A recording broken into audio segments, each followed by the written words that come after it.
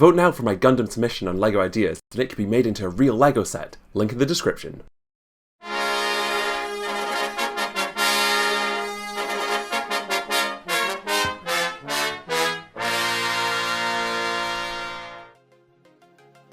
What's up LEGO fans, I'm James May, but not that James May, LEGO designer turned AFOL, and this is Tubeside, a sneak peek under the hood of how LEGO sets are made.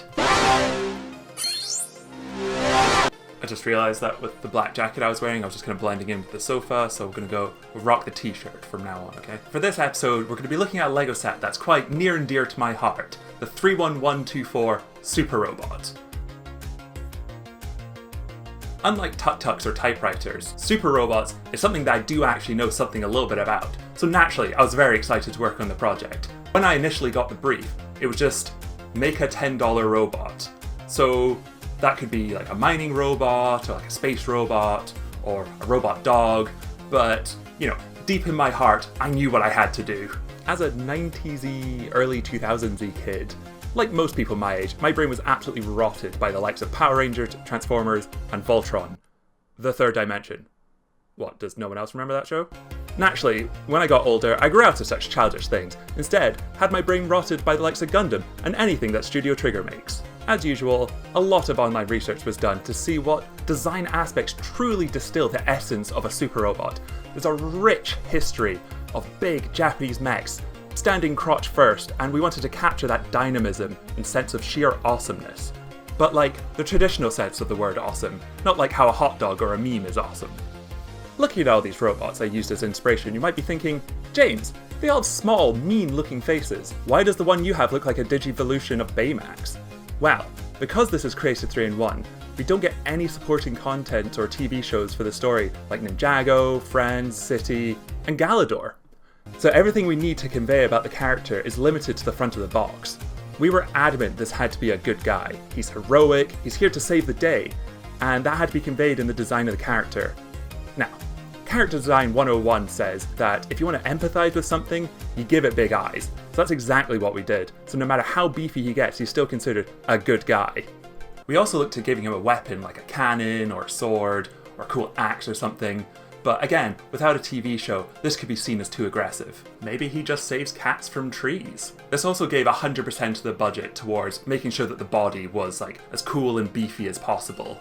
It also meant that his hands were free on the front of the box. That gives him that heroic pose that, you know, really sells the fact that he's a good guy. So halfway through the development of this model, I got assigned to another team.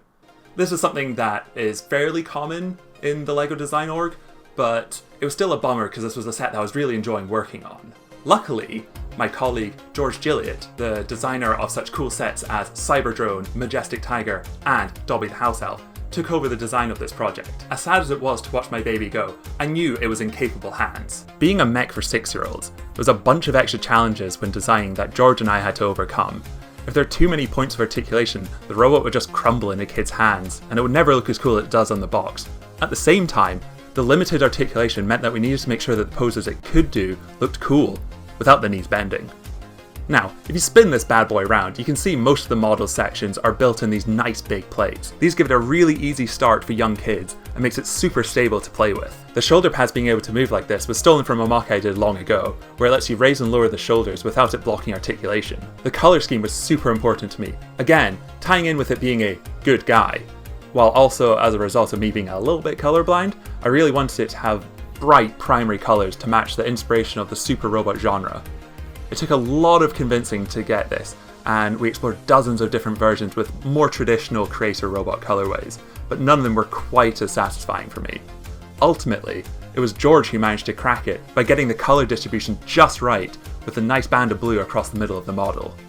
The rebuilds were George's domain. We brainstormed that one of the rebuilds should be a cool jet since we have the wing element, and the other should be a kaiju that it can do battle with. Other than that, it was all down to George, and I really don't think I could have done them better myself. I kept sneaking back to the area to see how he was doing, and every time I was just like, no notes, 10 out of 10. My favourite part is how each of them have their own colour scheme, where one is black, yellow and blue, and the other is black, yellow and red. It sort of implies that they combine together to make the super robot. Maybe in 30 years time, when it gets its own Galaxy Explorer treatment, the $100 version will have that feature.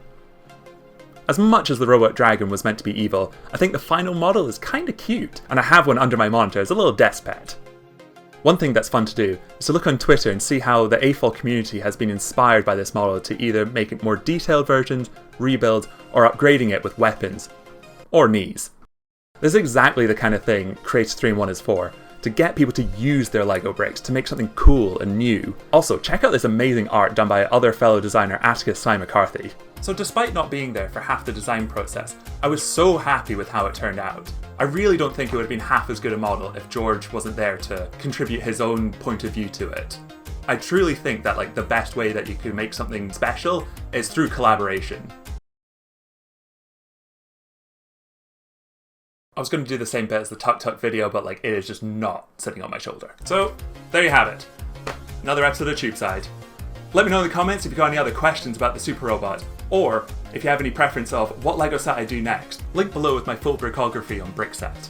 Don't forget to like and subscribe if you enjoyed this video. If you didn't enjoy this video, don't forget to hit confirm when you unsubscribe, and I'll see you in the next video. See ya!